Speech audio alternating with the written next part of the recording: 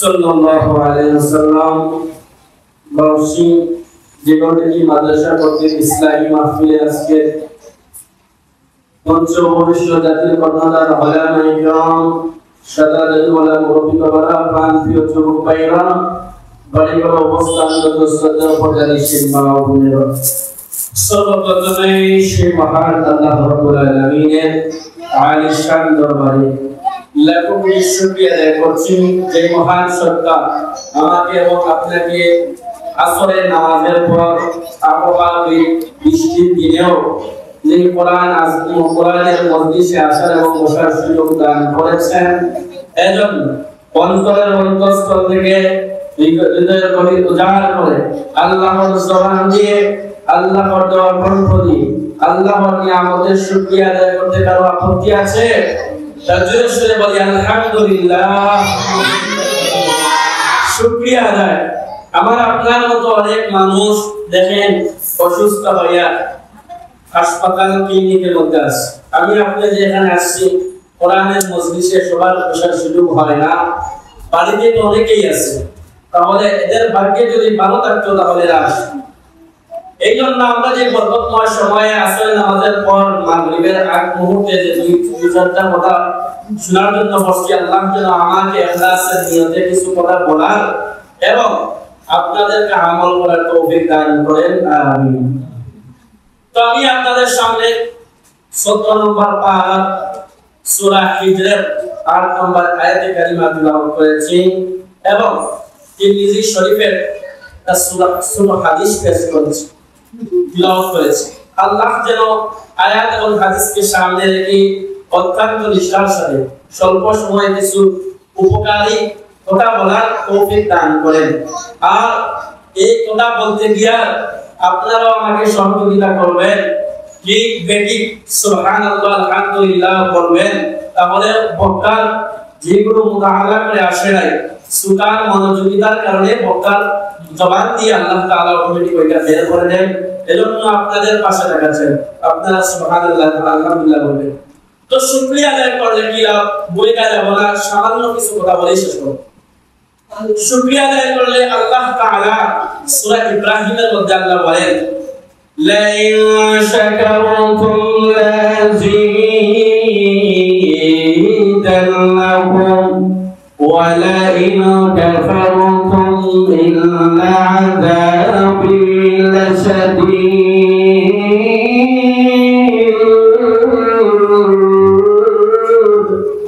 আল্লাহ বলে লা ইন শাকারতুম, এখানে নুন তাকিদ দিয়েছেন, নুন তাকিদ সবিলা, নুন তাকিদ সবিলা এখানে এনেছেন। নুন তাকিদ আনা হয় আরবিতে, নুন তাকিদ বলা হয় যে তুমি একটা কথাকে দৃঢ়তা অবশ্যই অবশ্যই বোঝানোর জন্য আল্লাহ এনেছেন। লা ইন শাকারতুম, যদি তুমি আমাদের শুকরিয়া আদায় করো, এরপরে আল্লাহ নুন তাকিদ এখানে এনেছেন লা আযীদান্নাকুম, অবশ্যই আমি আল্লাহ বৃদ্ধি করে দেব।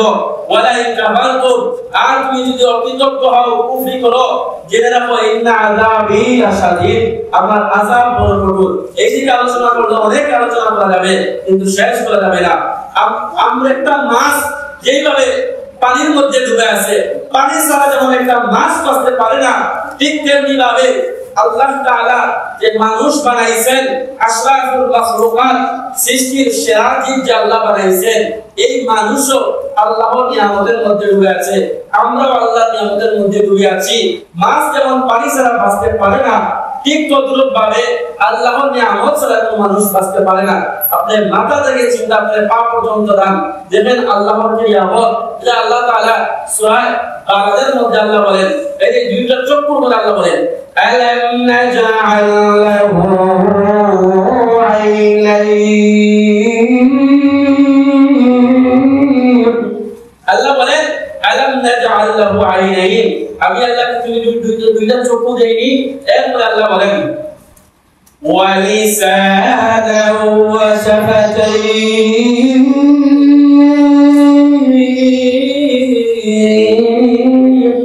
ওয়া লিসানাও ওয়া শাফাতাইন, লিসান হলো জিহ্বা, একটা জিহ্বা, শাফাতাইন হলো দুই ঠোঁট। আমি আল্লাহ একটা জিহ্বা এবং দুই ঠোঁট দেইনি। এই ঠোঁট ছাড়া কি আপনি কথা বলতে পারবেন? আপনি ঠোঁটটা বন্ধ করে দেখেন, আব্বা উচ্চারণ হয় না, আম্মা উচ্চারণ হয় না, ফাঁকে দিয়ে দেখবেন আবা আবা আব্বাও বলে না আব্বাও বলে না। এই যে দুইটা চোখ দিয়েছেন এটার কি শুকরিয়া আদায় করবেন। এই যে চোখ, যার চোখ করে আমরা তাকে অন্ধ বলি, বাংলাতে আমরা বলি কানা, কিন্তু দেখেন এই যে চোখের কত নিয়ামত। আমি আপনি এই চোখ পাইয়া কোন কাজে ব্যয় করছি, এই চোখটা আল্লাহ তাআলা দিয়েছেন, এটাও একটা নিয়ামত। আল্লাহ বলেন তুমি যদি নিয়ামতের গণনা শুরু করো শেষ করতে পারবে না। যেমন আল্লাহ বলেন وَإِن تَعُدُّوا نِعْمَةَ اللَّهِ لَا تُحْصُوهَا। আল্লাহ বলেন وَإِن تَعُدُّوا نِعْمَةَ اللَّهِ, তুমি যদি আল্লাহর নিয়ামতের গণনা শুরু করো লা তুহসুহা, শেষ করতে পারবে না। আল্লাহ তাআলা আমাদেরকে অসংখ্য নিয়ামত দান করেছেন। এই দিকে আলোচনা করলে সময় চলে যাবে। তো আমি আপনাদের সামনে সূরা হিজরের একটা আয়াতে কারিমা তেলাওয়াত করেছি। আবার তিলাওয়াত আয়াতের মধ্যে আল্লাহ তাআলা বলেন ইন্না নাহনু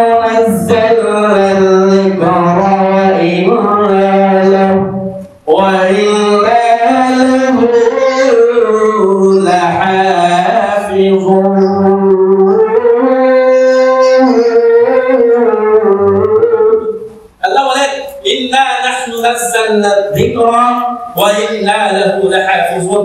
আমি আল্লাহ কোরআন নাযিল করেছি ওয়া ইন্না লাহু লাহাফিজুন, এবং তার সংরক্ষণের দায়িত্ব আমি আল্লাহ তাআলা নিয়েছি। প্রত্যেক মানুষের দুই চারটা নাম থাকে। আল্লাহর কোরআনের নাম অসংখ্য আছে, তার মধ্যে পাঁচটি হলো প্রতিষ্ঠিত: আল কুরআন, আল কিতাব, আত তানজিল, আজ যিকর। কোরআনের পাঁচটা নাম আছে। তো প্রত্যেক মানুষের যেভাবে দুই চারটা নাম থাকে, কোরআনেরও পাঁচটি নাম আছে। কোরআনের পরিচয় হলো আল কুরআন ওয়া কালামুল্লাহ তাআলা, আল মুনাজ্জিলু আলা রাসূলিল্লাহ সাল্লাল্লাহু আলাইহি ওয়াসাল্লাম, আল মাকতুবু ফিল মাসাহিফ, আল মানকুলু আনহু নাকলান মুতাওয়াতিরান বিলা শুরবাতিন ফি। কোরআন হলো আল্লাহ তাআলার ঐশী বাণী, যা মহান আল্লাহ তাআলা বিশ্ব নবীর উপর নাযিল করেছেন। মাসাহিফের মধ্যে সংগ্রহবদ্ধ আছে, সংকলন আছে। আল মাকতুবু ফিল মাসাহিফ, আল মানকুলু আনহু নাকলান মুতাওয়াতিরান বিলা শুরবাতিন ফি, যা ধারাবাহিকভাবে আমাদের পর্যন্ত পৌঁছেছে। এর মধ্যে কোনো সন্দেহ নাই। পৃথিবীর যত রাইটার আছে, যত গবেষক আছে, যতটা বই লেখে, এর শুরুতে এবং শেষেই লেখা দেয় যে আমার প্রিয় পাঠক, আপনি যখন আমার এই বইটা আপনার কাছে পৌঁছবে, আপনি যখন ওই বইটা মুতালা করবেন, মুতালা করার সময় যদি কোনো দুই চারটা ভুল ধরা পড়ে, তাহলে পাঠকের কাছে আপনি অভিযোগ জানাবেন, ওইটা পরবর্তীতে সংশোধন করে নেওয়া হবে। কিন্তু আল্লাহর কোরআন আজ থেকে বহু বছর আগে নাযিল হয়েছে। আগে যেমন ছিল এখনো ঠিক তেমনিভাবে অক্ষত আছে। আল্লাহ তাআলা সূরা বাকারার শুরুতে আল্লাহ তাআলা বলেন আলিফ লাম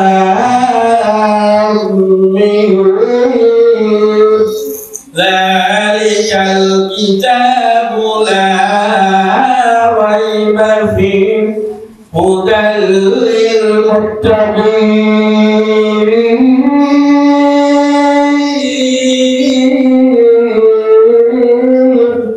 আলিফ লাম এর অর্থ আল্লাহু আ'লামু, আল্লাহ ভালো জানেন। এরপরে বলেন এটা হলো হকম মুত্তাহাল। এরপরে বলেন যালিকাল কিতাব, যালিকা তা ইসমে ইশারা, কাছে বোঝা। যালিকাল কিতাব লা রাইবা ফীহি, আই লা শাক্কা ফী কালামি, অর্থাৎ তার কালামের মধ্যে, আল্লাহ বলেন আমার কালামের মধ্যে কোনো সন্দেহ নাই, কোনো অবকাশ নাই। এই কোরআন কেন নাযিল করেছে? আল্লাহ বলেন হুদাল লিল মুত্তাকিন।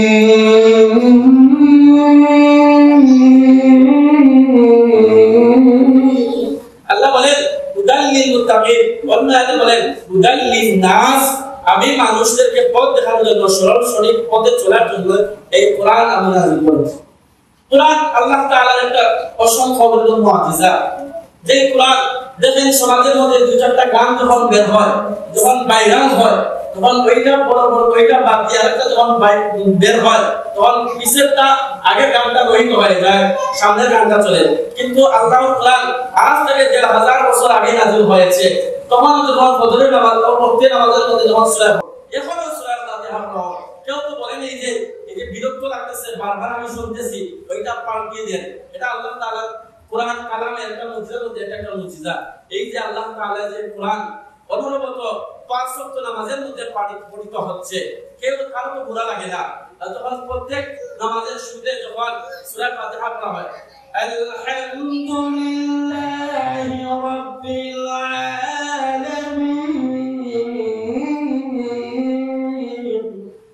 আর-রাহমানির রহিম মালিকি ইয়াউমিদ্দিন।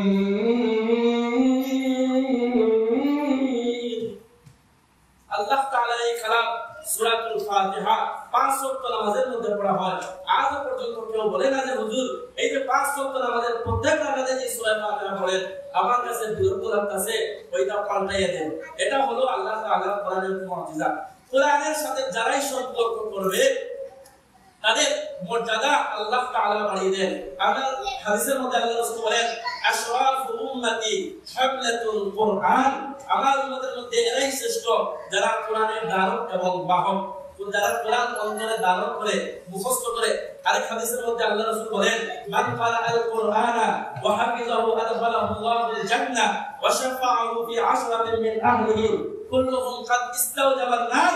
আল্লাহ রাসূল সাল্লাল্লাহু আলাইহি ওয়াসাল্লাম ইবনে মাজাহ শরীফের হাদিসের মধ্যে বলেন, যেই ব্যক্তি কোরআন পড়বে ওয়া হাফিজা এবং মুখস্থ করবে, ওয়া হাফিজাহু মান ক্বারাআল কুরআন ওয়া হাফিজাহু আদখালাহুল্লাহুল জান্নাহ, আল্লাহ তাকে জান্নাতে প্রবেশ করবেন। ওয়া শাফাআহু ফি আশরাতিন মিন আহলি বাইতিহি কুল্লুহুম কাদ ইস্তাওজাবান নার। আল্লাহ রাসূল বলেন, যে ব্যক্তি কোরআন শরীফ পড়বে এবং মুখস্থ করবে সে জান্নাতে প্রবেশ করবে, আর তাকে সুপারিশ করা হবে 10 জন, যার আপনার যেই হাফেজে কোরআন তার পরিবারের মধ্যে যারা জাহান্নামে যাওয়ার উপযোগী, জাহান্নাম যাদের জন্য অবতারিত হয়ে গেছে, এই রকম 10 জন ব্যক্তিকে ওই হাফেজে কোরআন নিয়ে ওই হাফেজে কোরআন জান্নাতে নিয়ে যেতে পারবে। সুবহানাল্লাহ। এই হাফেজে কোরআন কারিগর হলো এই মাদ্রাসা বাউশরীগঞ্জ মাদ্রাসা। তো কোরআনের সাথে সম্পর্ক রাখার কারণে যেই ব্যক্তি কোরআন পড়বে, আল্লাহ রাসূল আল্লাহর হাদিসের মধ্যে বলেন, মান ক্বারা হারফান মিন কিতাবিল্লাহ ফালাহু হাসানা ওয়াল হাসানাতু বিআশরি আমসালিহা। যে ব্যক্তি কোরআনের একটি অক্ষর পাঠ করবে, মহান আল্লাহ একটি অক্ষরের পরিবর্তে আল্লাহ তাআলা 10টি নেকি প্রেরণ করবেন। সুবহানাল্লাহ। পৃথিবীর কোন বই আছে কি যে এই কবিতা পাঠ করলে এই রকম সওয়াব দান করা হয়? কিন্তু আল্লাহ তাআলার কালাম, আল্লাহ তাআলা কোরআন নাযিল করেছেন। আল্লাহ রাসূল সাল্লাল্লাহু আলাইহি ওয়াসাল্লাম আমার তিলাওয়াত হাদিসের মধ্যে বলেন, খায়রুকুম মান তাআল্লামাল কুরআন ওয়া আল্লামা। তোমাদের মধ্যে সর্বোত্তম ওই ব্যক্তি যে কোরআন মাজিদ শিক্ষা করে এবং শিক্ষা দেয়। তোমাদের মধ্যে সর্বোত্তম ওই ব্যক্তি যে কোরআন মাজিদ শিক্ষা করে এবং শিক্ষা দেয়। আজকে মানুষ, মুসলমানের সন্তান, দুঃখের এবং আফসোসের বিষয় হলো নিজের সন্তানকে কোরআন শিক্ষা দিতে চায় না, না হলে কোরআনের আমরা মূল্যায়ন করতে জানি না। কিভাবে? এই আপনি যখন মসজিদের মুয়াজ্জিন সাহেব বলেন আর ইমাম সাহেব বলেন বা মাদ্রাসার মুদাররিস বলেন, যখন বাসায় গিয়ে পড়ায় তখন শুরুতে কথা বলবে যে হুজুর এই যে আপনি 1 তারিখ থেকে শুরু করে মাস পড়বে, মাস পড়াতে আসবেন, মাস পড়াতে হবে আপনাকে দেওয়া হবে 500 টাকা। এই আবার হিসাব করে আপনি কয়দিন আসলেন না, ওইটাও হিসাব করে। কেমন আফসোস যে আল্লাহ রাসূল সাল্লাল্লাহু আলাইহি ওয়াসাল্লাম হাদিসের মধ্যে বলেন, তোমাদের মধ্যে সর্বোত্তম ওই ব্যক্তি যে কোরআন মাজিদ শিক্ষা করে এবং শিক্ষা দেয়। যে ব্যক্তি কোরআন শিক্ষা করে এবং শিক্ষা দেয় ওই ব্যক্তি হলো সম্মানী। আর আমাদের কাছে হলো স্যার আর অধ্যক্ষ আর প্রিন্সিপাল, এদের সম্মান আমাদের কাছে বেশি। কিভাবে বেশি? আমরা কোরআনের মূল্যায়ন করতে জানি না। রামলে মসজিদের ইমাম সাহেব বা মাদ্রাসার শিক্ষক যখন বাসায় গিয়ে পড়ায় তখন দেয় 500 টাকা, আর স্যার এসে ইংরেজি পড়ায়, ইয়ার বোর্ড ইজ নট ইংরেজি পড়ায়, ওইটাকে দিবে 1500 টাকা, বেশি দিয়ে 2000-5000 দিয়ে 15 দিনে মাস। আর নেশা মধ্যে দেখা যায় 500 টাকা, আর যদি বেশি দিলাই ওইটা আল্লাহ বেশি ইমাম সাহেব তো দিলেই কারণ। এই হলো আমাদের অবস্থা। আল্লাহ রাসূল বলেন, খায়রুকুম মান তাআল্লামাল কুরআন ওয়া আল্লামা। তোমাদের মধ্যে সর্বোত্তম ওই ব্যক্তি যে কোরআন মাজিদ শিক্ষা করে এবং শিক্ষা দেয়। এজন্য আপনি আপনার সন্তানকে কোরআনের হাফেজ বানাবেন। যদি না পারেন আপনি কমসে কম একটা সন্তানকে দ্বীনি শিক্ষা দেন। যদি প্রাথমিক লাইনে আপনি তাকে বলি না যে আলেম হতে হবে বা মাওলানা হতে হবে, হাফেজ হতে হবে, এরকম বলি না। একটা সন্তানকে দ্বীনি শিক্ষা দেন, এরপর আপনি প্রফেসর, ডক্টর যাই ইচ্ছা তাই বানিয়ে আমাদের কোনো আপত্তি নেই। কমসে কম আপনার সন্তানকে আপনি দ্বীনি শিক্ষা দেন। এক বিছাড়া তার ছেলেকে টাকা পয়সা প্রচুর ছিল, তার ছেলেকে বাইরে দেশে পাঠিয়ে দিছে। ওই থেকে ছেলে পড়ালেখা করছে, ফিরে আসার পর এই বিচারা মারা গেছে। এখন মসজিদে জানাজার ব্যবস্থা হয়েছে, জানাজার নামাজের ব্যবস্থা হয়েছে। তো জানাজার নামাজ যখন ইমাম সাহেব যখন নামাজে দাঁড়ায়, ওই প্রফেসর ওই যে বাপের ছেলে, ওই ছেলেটা হচ্ছে প্রফেসর, ওই ছেলেটা যখন নামাজের মধ্যে ইমাম সাহেব যখন চার তাকবীর বলেন, প্রথম তাকবীর যখন বলছেন ওই কান্না করছে, জোরে একটা চিল্লি মারছে, ও ওই একটা বেতার রকম শব্দ করছে। দ্বিতীয় তাকবীর বলছে এইরকম ও শব্দ কইছে। ইমাম সাহেব মনে মনে আমার বড় আশিক ছেলে, এইজন্য ও শব্দ করতেছে। তখন নামাজের পর যখন জিজ্ঞেস করা হলো, নামাজ চলতেছে আর নামাজ চলাকালীন অবস্থায় তুমি যে ও শব্দ করলা কিসের কারণে? বলে আমার আম্মা এবং আব্বা আমাকে এই প্রবাসের মধ্যে পাঠাইয়া দিছে, পাঠাইয়া এখানে প্রফেসর বানাইছে। এইটা শিক্ষা দেয় নাই যে জানা যায় তাকবীরে প্রথম তাকবীরে আমি কোন দোয়া করব এটাই জানি না।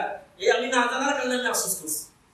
দেখছেন যে তার বেতনটা ঢুকায়, এ কিন্তু আবেগের বসে ওঠে, এই যে দোয়া জানে না কোনটা কোন তাকবীরে কোন দোয়া করতে হবে সেটা সে না জানার কারণে এরকম করছে। এজন্য আপনার সন্তানকে আপনি কোরআনের হাফেজ বানান।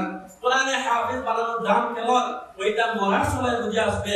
যখন আপনি মুমূর্ষ হয়ে যাবেন, মনে করেন এক বিচারার চার ছেলে, এক ছেলে ডক্টর, এক ছেলে ইঞ্জিনিয়ার, আরেক ছেলে মনে করেন এরকম মাদ্রাসা পড়ালেখা করছে, আরেকটা মনে করেন ব্যাংকের ম্যানেজার। তো বাপ যখন মৃত্যুশায়িত অবস্থায় ইমাম সাহেব যাইতেছে তার কাছে, তো এই মৃত্যু অবস্থায় মালাকুল মউত আজরাইলের হাত থেকে কেউ রক্ষা করতে পারবেনি। আল্লাহ তাআলা বলেন আইনামা তাকুনু যুদরিকুমুল মাউত ওয়ালাউ কুনতুম ফি বুরুজিন মুসাইয়াদা। আইনামা তাকুনু যুদরিকুমুল মাউত, তুমি যেখানেই থাকো না কেন ইউদরিকু পাকড়াও করবে, ধরবে, স্পর্শ করবে, ইউদরিকুমুল মাউত, মওত তোমার কাছে যাবে। তুমি যদি এজন্য কবি বলেন মরণ থেকে যতই পালাও মরণ তোমায় লইবে কিনি, যদিও শুধু আকাশ পারে সিঁড়ি লাগিয়ে বেড়াও সিঁড়ি। অর্থাৎ কবি বলেন মরণ থেকে তুমি যতই পালাও মরণ তোমার সাথে সাক্ষাৎ করবে। আল্লাহ তাআলা সূরা জুমার মধ্যে আল্লাহ তাআলা বলেন قل إن الموت الذي تفرون منه فإنه ملاقيكم। অকল যে আপনি বলুন قل إن الموت الذي تفرون, যারা মৃত্যু থেকে পলায়ন করবে, فإنه ملاقيكم, মৃত্যু তোমাদের সাথে সাক্ষাৎ করবে। বলতেছিলাম ওই বিচারার চার ছেলে, এক বড় ছেলে মনে করে ইঞ্জিনিয়ার, এবার বাবা যখন পৃথিবী থেকে যাওয়ার উপক্রম মুমূর্ষ অবস্থা, এবার বড় ছেলে আসে বলে আব্বা জান আমি আপনার ছেলে ইঞ্জিনিয়ার, আপনার জন্য আপেল নিয়ে এসেছি, বলুন তো আপেলে কি কোনো কাজ হবে? না, কোনো কাজ হবে না। দ্বিতীয় ছেলেরও নিয়ে এসেছে, আব্বা জান আমি আপনার ছেলে ব্যাংকের ম্যানেজার, আমি আঙ্গুর নিয়ে আসছি, বলেন এই ম্যানেজার ছেলের কি কোনো কাজ হবে? না, কোনো কাজ হবে না। তৃতীয় ছেলে যখন আসবে, আব্বা জান আমি আপনার ছেলে রনি, আমি ওয়ার্কশপ, আমি আপনার জন্য মিষ্টি নিয়ে এসেছি, বলুন তো ওই মিষ্টি তার কোনো কাজে আসবে? না, কোনো কাজে আসবে না। এবার বাবা যখন চতুর্থ ছেলে রনি যখন মাদ্রাসায় কোরআন শরীফ পড়ছে, ওই ছেলে যখন শুনছে তার বাবা পৃথিবী থেকে যাওয়ার উপক্রম হয়ে গেছে, এবার মাদ্রাসা থেকে সুরিয়া বাড়ির দিকে আসতেছে, পথের মধ্যে এক চাচা জিগায় ভাতিজা তুমি কই যাও? বলে বাড়িতে যাই, আমার আব্বা ইন্তেকালের পূর্ব মুহূর্ত, কি নিয়ে যাও? তোমার তো তিন ভাই আপেল আঙ্গুর ওষুধ নিয়ে গেছে, ডাক্তার ছেলে ওষুধ নিয়ে আনছে, এদের কি কোনো কাজে আসবে? না, কোনো কাজে আসবে না। আমি তো আল্লাহর কোরআন পড়েছি, আমি তো আল্লাহর কোরআন শিখেছি। আল্লাহর কোরআনের মধ্যে একটা সূরা আছে, এই সূরার নাম হলো সূরাতুল ইয়াসিন। আমি ওই সূরাটা দিয়ে আমার বাবার কাছে পৌঁছাবো। এবার যখন বাবা ডাকবে বলে এরে আমার সন্তান, আমার তিন ছেলে কোনো কাজে আসে না। এবার যখন ওই ছেলেটা বিসমিল্লাহ বলিয়া সূরাতুল কোরআনুল কারীম থেকে যখন সূরা ইয়াসিন শুরু করবে, ইয়াসিন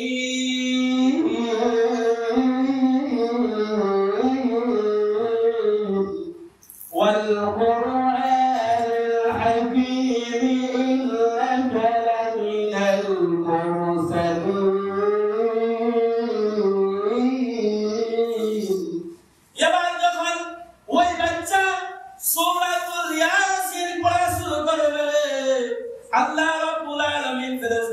ডাক দেয়া বলেন, এরে আমার ফেরেশতারা, তোমরা আমার বান্দাকে আর আযাব দিও না, আমার বান্দাকে তোমরা আর মৃত্যুর যন্ত্রণা দিও না। যেহেতু আমার বান্দার সামনে যখন সূরা ইয়াসিন পাঠ করা হয়, ওই সময় আযাব দিলে আমার কোরআনের অবমাননা হয়। আমি আল্লাহ তার আযাবটাকে সূরা ইয়াসিন পড়ার কারণে আমি আল্লাহ তার আযাবটাকে কমিয়ে দিলাম। সুবহানাল্লাহ। এই তিন ছেলে কাজে আসেনি, ডক্টর, ইঞ্জিনিয়ার আর ওয়ার্কশপের এই ছেলে মেডিকেল ম্যানেজার, এরা কাজে আসে নাই, আসছে ওই মাদ্রাসার পড়াটা। আর আজকাল মানুষ মনে করে যে আমার ছেলেকে এই মাদ্রাসা পড়াইয়া কি করবো, ওইটা কি হবে, হয়তো মসজিদের মুয়াজ্জিন হবে আর না হয় মসজিদের ইমাম। আর মানুষ শুধু জানে, এটা মানুষের অন্তরে ধারণা আছে যে আমার ছেলে যদি ইমাম হয় তাহলে মসজিদ ইমামতি করে 5,000 আর 6,000 বেতন পাইব। আর মোল্লা বেটাও বেতন বাড়াই, যদি বেতন বাড়াইবার কথা হয় তাইলে পায় না, 500 খালে একে শেয়ার করবেন, আপনারা রাখলাম 6 মাস হইল না, আপনি খালি বেতনের চিন্তা করুন।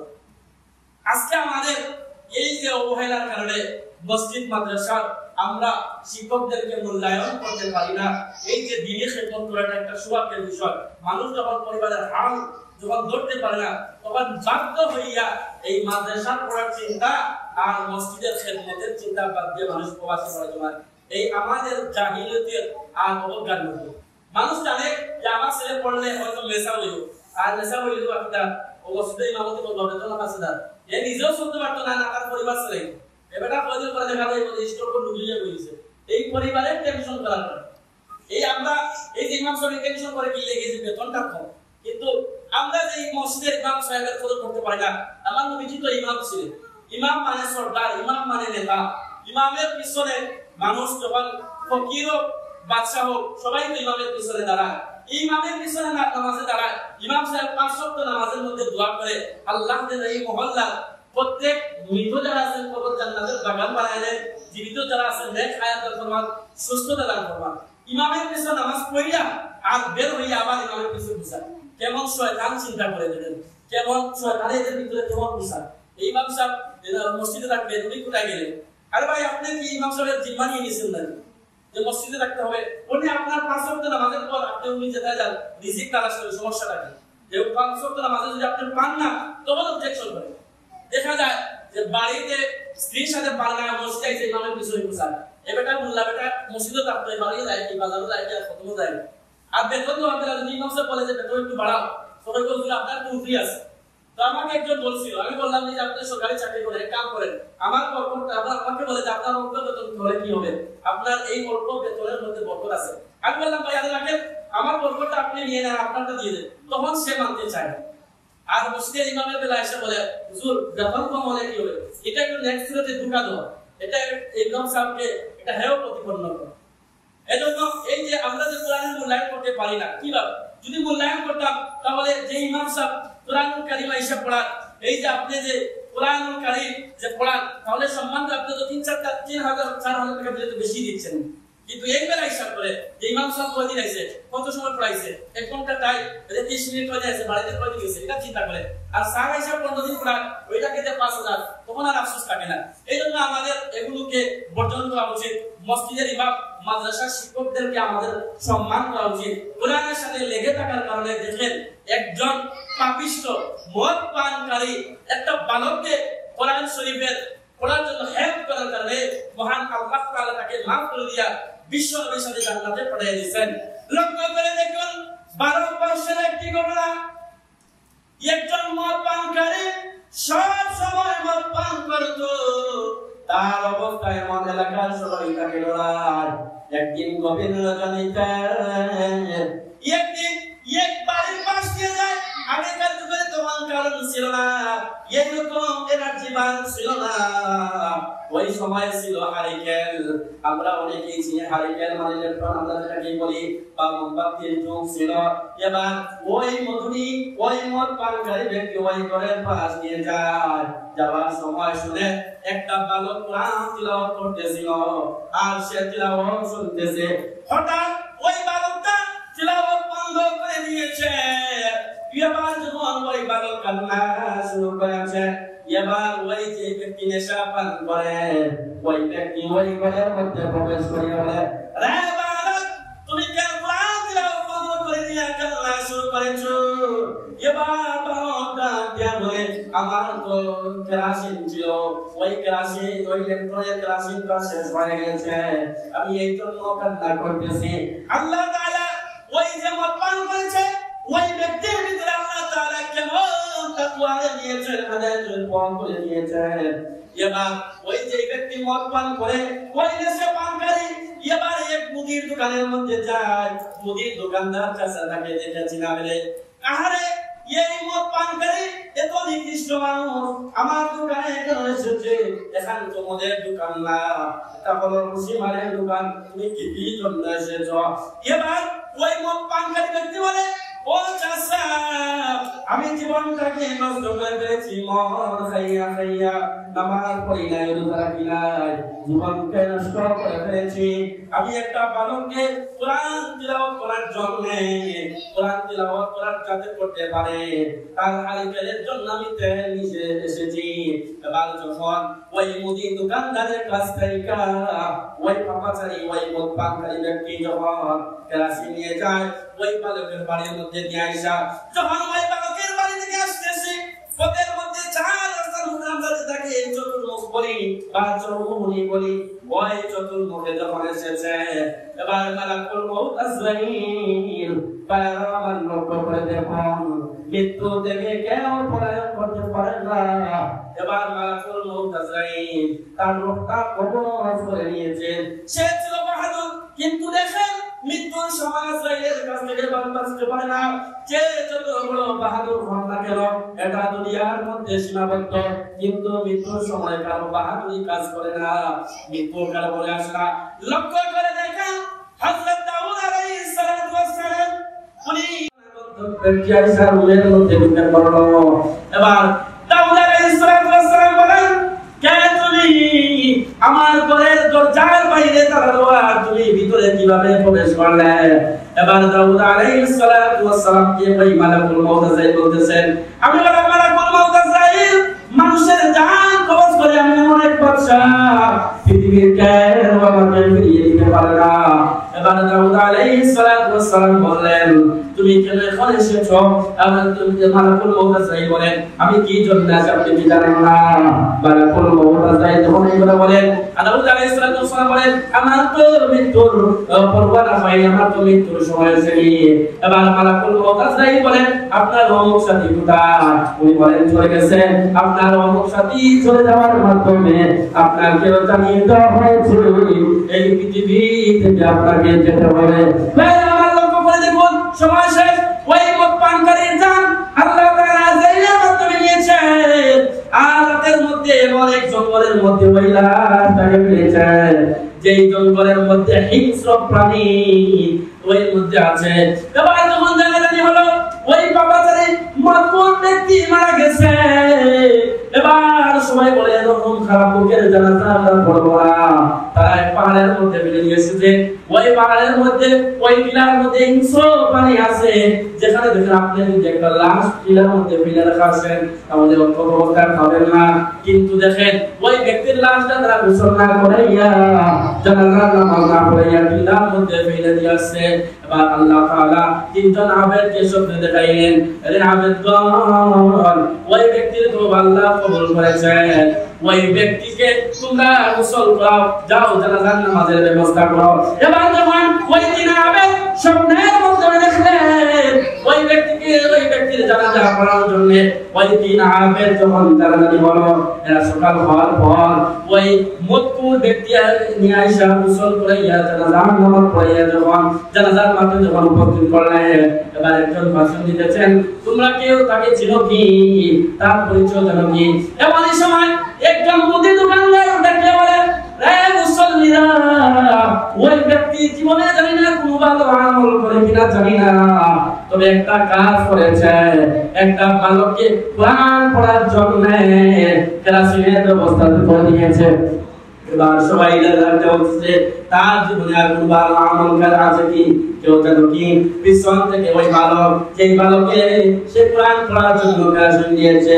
এমনি ওই বালক ডাক দিয়ে বলে, মুসল্লিরা রে, আমার ভাই গতকাল আমাকে কোরআন পড়ার জন্য ক্লাসে নিয়ে এসেছেন, ক্লাসে নিয়ে দিয়েছেন। আমি দেখেছি মদিনার কামলিওয়ালা আল্লাহর নবী বিশ্ব নবীর সাথে আমার ভাই জান্নাতে চলে গেছে। সুবহানাল্লাহ।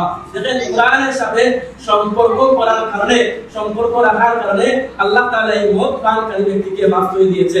এই যে মাদ্রাসা, যে দোয়া মাহফিল যেখানে আসবেন, কাজীবাজার মাদ্রাসার সম্মানিত সাইফুল হাদিস সাহেব, আপনারা আসবেন, এখানে দ্বীনের কথা হবে, দ্বীনের আলোচনা হবে, আর মাদ্রাসা দান শিক্ষা করবেন। মাদ্রাসা দ্বিতীয় তালার কাজের জন্য ব্যবস্থা হচ্ছে, ওই কাজে আপনারা শরীক করবেন। দান করলে যে সওয়াব হয়, একটা ঘটনা বলে শেষ করে দিচ্ছি, সঙ্গে বলবো। ঈসা আলাইহিস সালাতু ওয়াস সালামের যুগের ঘটনা। ঈসা আলাইহিস সালাতু ওয়াস সালামের যুগে একজন দুবা ছিল, একজন দুবা সে ইহুদি ছিল। তার কাছে কোনো মানুষ কাপড় দিলে সেই কাপড়টাকে পরিবর্তন করে ফেলতো। লোকেরা ঈসা আলাইহিস সালাতু ওয়াস সালামের কাছে গেছে, ও আল্লাহর পয়গম্বর, আপনি এর বিরুদ্ধে দোয়া করুন, আল্লাহ যেন তাকে ধ্বংস করে দেন। প্রতিদিন আপনি ঈসা আলাইহিস সালাম ওই দিকে দোয়া করলেন, দোয়াটা আল্লাহর কাছে কবুল হয়েছে। ওই দোয়া প্রতিদিন যেভাবে বাড়ি থেকে বের হয়, এই দিনও বাড়ি থেকে বের হয়েছে। তার সাথে 3টি রুটি ছিল। এবার যখন পদের মধ্যে একজন ভিক্ষুককে দেখে, যখন ভিক্ষুক তার কাছে চাইছে, ভিক্ষুককে একটা রুটি দিয়েছে। ভিক্ষুক তার জন্য দোয়া করেছে, ওগো আল্লাহ, আপনি তাকে সব ধরনের বিপদ আপদ থেকে হেফাজত করুন। এভাবে 3টা রুটি দিয়েছে, সবকে লম্বা না। এবার যখন ওই দোকানের মধ্যে আসলো, আসিয়া যখন কাপড় খুললো, খোলার পর থেকে একটা সাপ বের হয়েছে, তাকে দংশন করার জন্য এগিয়ে যাচ্ছে। এবার যখন এগিয়ে যাচ্ছে, একজন ফেরেশতা আকাশ থেকে আইসা ওই সাপটাকে ধরে ফেলছেন। এবার যখন এই ঘটনা জানাজানি হলো, ঈসা আলাইহিস সালাম ডাক দিয়ে বলেন, রে দুবা, তুমি জীবনে কোন আমল করেছো যে আমলের কারণে একটা সাপ তোমাকে দংশন থেকে বিরত রেখেছে? এবার দুবা ডাক দিয়ে বলে, আমি জীবনে কোনো ভালো আমল করিনি। যখন আমার জীবনে একটা নিয়ম ছিল, আমি যখন ঘর থেকে বের হইতাম, আমার সাথে রুটি থাকতো, আর কোন ভিক্ষুক আমার কাছে চাইলে আমি ভিক্ষুককে দিয়ে দিতাম। সুবহানাল্লাহ। দান করার কারণে একজন ইহুদি বিষাক্ত সাপের সুবল থেকে বেরোচ্ছে। এই জন্য আমাদের হচ্ছে আমরা দান সদকা করব। এই মাদ্রাসার বিল্ডিং এর কাজ শুরু হতে যাচ্ছে, আপনারা দান সদকা করবেন। আল্লাহ এই যে আলোচনা করলাম, আলোচনার পর আমাকে আমল করার তৌফিক দান করেন। ওয়া আখিরু দাওয়ানা আলহামদুলিল্লাহি রাব্বিল